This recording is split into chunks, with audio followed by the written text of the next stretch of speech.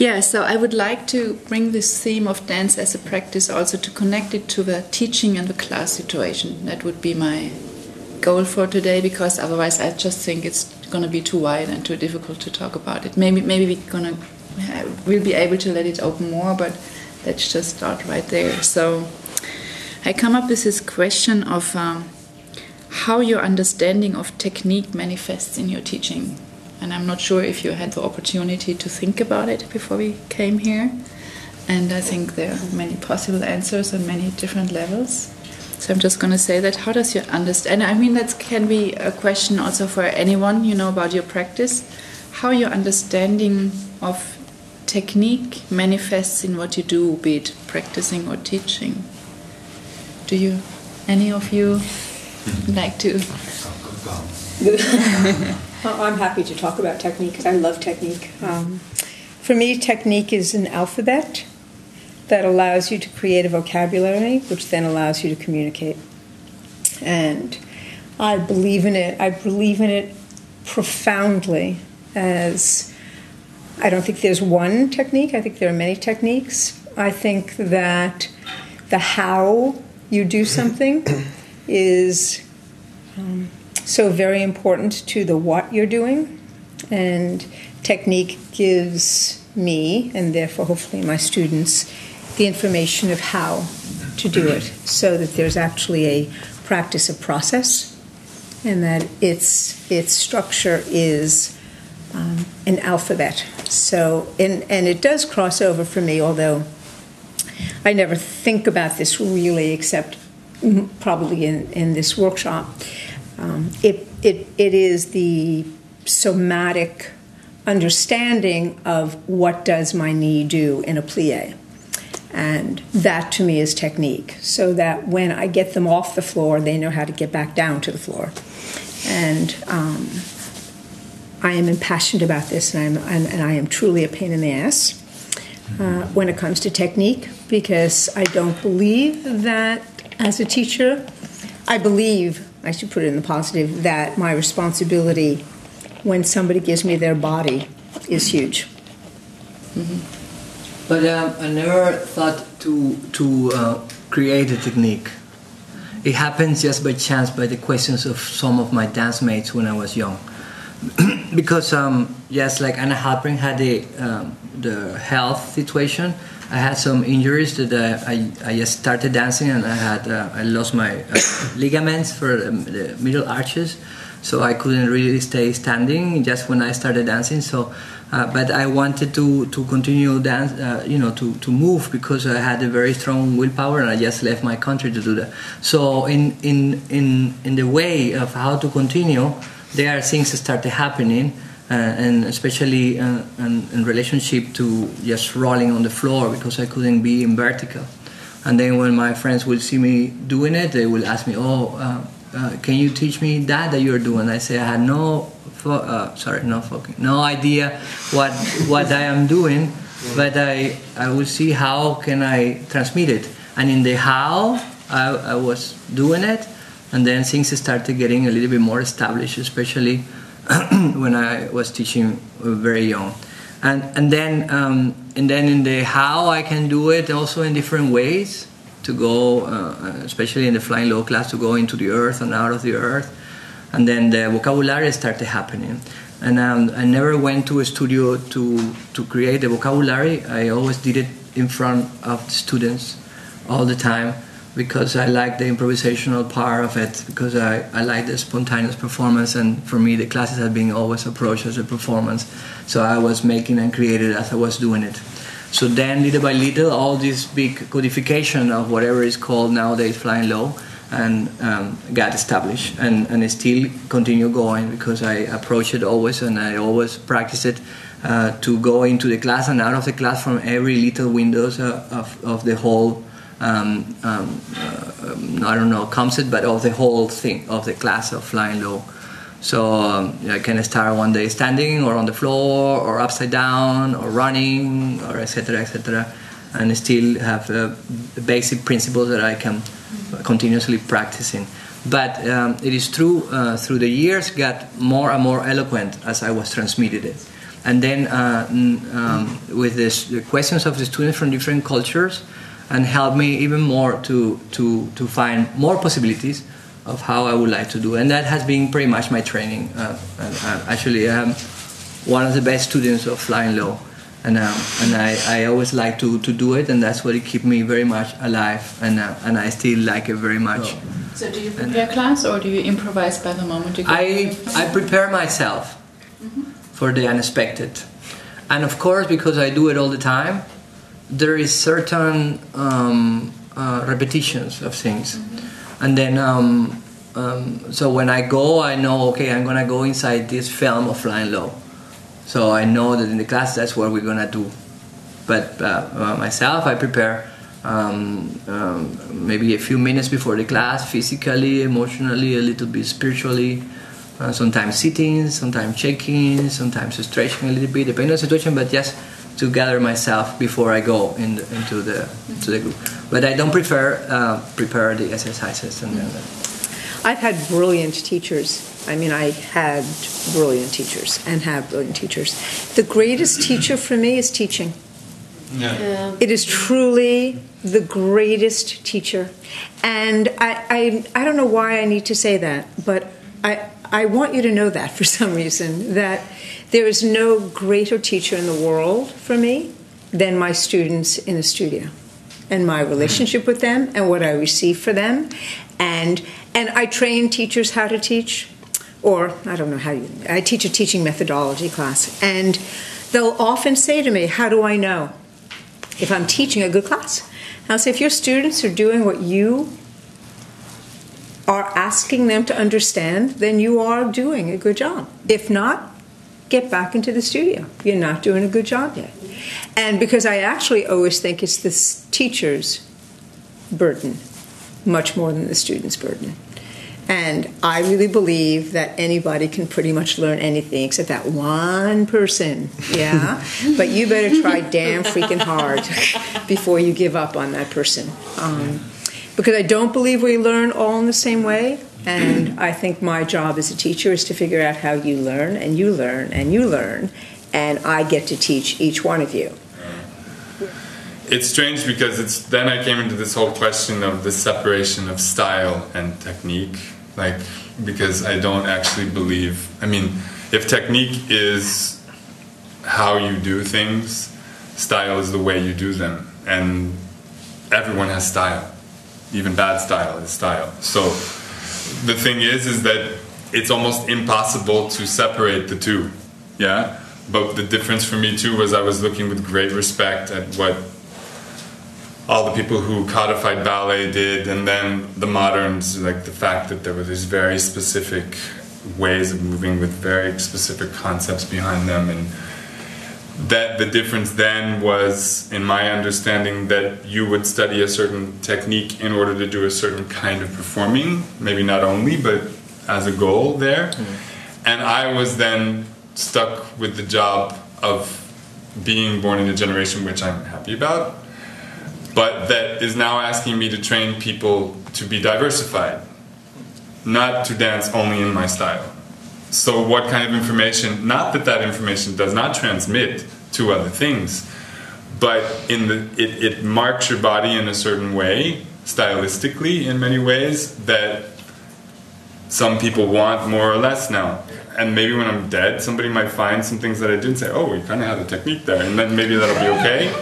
But for right now, I don't feel like I can say that. I've borrowed too many things, number one. Yeah. From that borrowing came a very unique way of doing it, but I do believe we need new techniques. I'm happy to provide them. I think ImPulsTanz is great because there's so many good teachers of so many completely diverse philosophies and diverse points of view. But I really feel that what a good technique, even one as vague as mine or as precise as Risa's can provide, hopefully for the person who's investing it, is lucidity. A lucidity that goes beyond the means of the technique. I would think that that's what technique is meant to bring us to, is to a certain kind of lucidity in our practice as a dancer, however we're using that, in whatever stage practice we're using it, or whatever art practice, that the technique is the lens that helps us to be lucid. I might want to be lucid in a more yoga-y way for a couple of years because I need that, or I might want to be lucid in a different kind of a way. So that kind of lucidity is what I go for when I go to technique classes or when I enjoy them. I enjoy being lucid in a different manner, perhaps, than I'm used to. But can I jump on that? Sorry, I'm in trouble now. But I find this really interesting. I'm busy with the question of the specialist at this moment because I'm finding a lack of specialists. And I don't think that that's a problem because we've definitely diversified, and I actually find you a specialist. in my own domain. But I mean, do you know what I mean? Like, in the effort to be good at so many things, how deep do we go into any one direction? And that ties back for me to belief. You know, it's not that it doesn't change, it's not that it doesn't evolve, but I do feel that in a way, what is that saying? You lose the something for the something? The forest for the trees. Oh, that's a good one. There's several, no? Like in a way, I don't know if that's true or not, but sometimes I kind of think maybe it's time to dial it back a little bit, or to also go in another direction, or are we just specifying, like, I'm going to be a specialist and I'm going to do general medicine, no, I'm going to do hand surgery. Like, but there's not that. We've gone from the specialists to all the general surgeons, and who works on my hand then? Not the hip-hop dancers, man. They're specialists. Voila! But that's an urban... I mean, that's a, like, knock yourself silly technique until you learn how to do it. You know, like, I like that kind of hardcore in a way. Like, may I say something? I know. I knew that Risa is going to say it. If not, I would have said it. Well, I'm not sure if I'm going to say what you think, but I actually... Yuri Killian asked me a great question once, because I was a Graham dancer first and a Graham teacher. And he asked me why I chose to teach Limon and not Graham. And I said, because I believe that Limon, those principles make you a better dancer regardless. Versus Graham, you make a great dancer, but you make a great dancer who's good in that technique and style. It moves about, but it doesn't move about with such ease. And I do think that for me, again, there is a certain responsibility I have. If I'm teaching the Limon company, I'm teaching them a Limon class because they're going out to do Jose's work, and every little finger better be where I want it. But if I'm teaching Limon as a practice in a general audience, I want them to take those elements and bring them into any class. And I believe they can. And I believe it makes them a better dancer, and it gives them more stability and more confidence and more language. And if I didn't feel that and believe in it, I wouldn't be able to teach the amount of people I teach. Because out of 500 people I teach, maybe one will be interested in being in the Limon company. Maybe half of one will get into the Limon company. Hopefully it's the head half. So I think it does, I think as a teacher I have to believe that it penetrates a broad picture and not just the specific picture. I believe also is my early training. It's true. I'm not trying to lump it all together. No. I actually was just thinking about why do I do this, and I often will start teaching new people and saying, you know, if you want to get into the Limon company, talk to me. I'll do the best I can to help you. But that's not why I'm teaching it. Look for a definition when they come to class, especially when there's so many.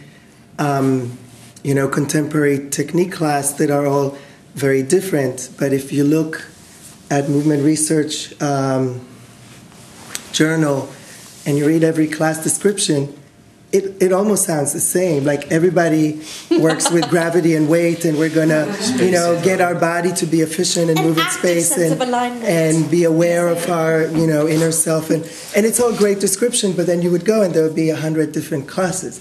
But that's where I think comes to play the responsibility that Risa is taking of what do you do with that information and how do you give it out to your students. And when people ask me what kind of technique I teach, I say I teach earth technique. And when I say that, I'm saying because I'm dancing on earth and this is what I know, and I want to help you know how to dance at the best that you can on Earth. And, once I get invited to teach on the moon, I'll have to change my strategy and my thoughts. But I just remembered something funny that if anybody's been to New York and knew Madame Darvash ballet class, and she was very strict and very form. And one of the things that she said, dance is one of the most stupidest profession ever, because every day you have to wake up in the morning and learn that 1 + 1 is 2. This is exactly what I'm also questioning, this, let's say, sort of polarity, what you mentioned.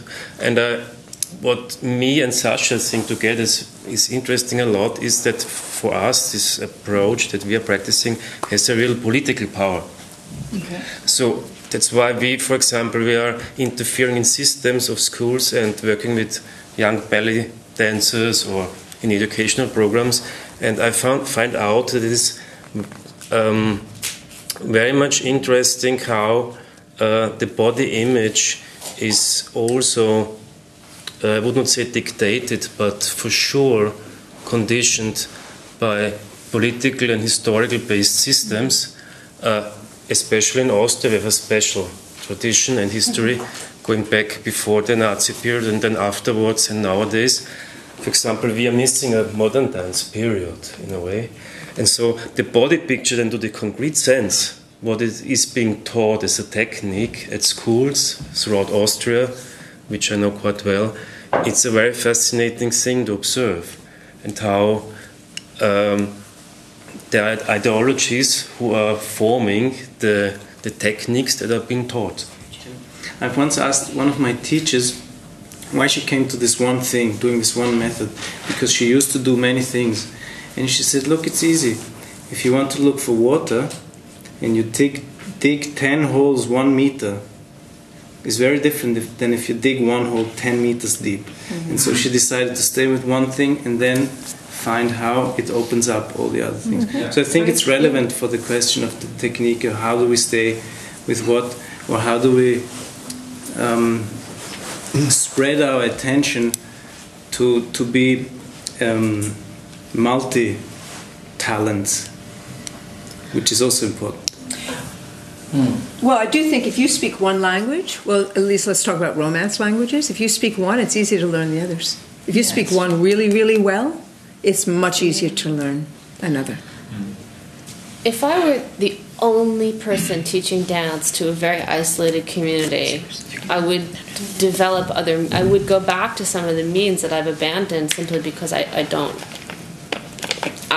am not interested in them. It's not that I don't find them interesting.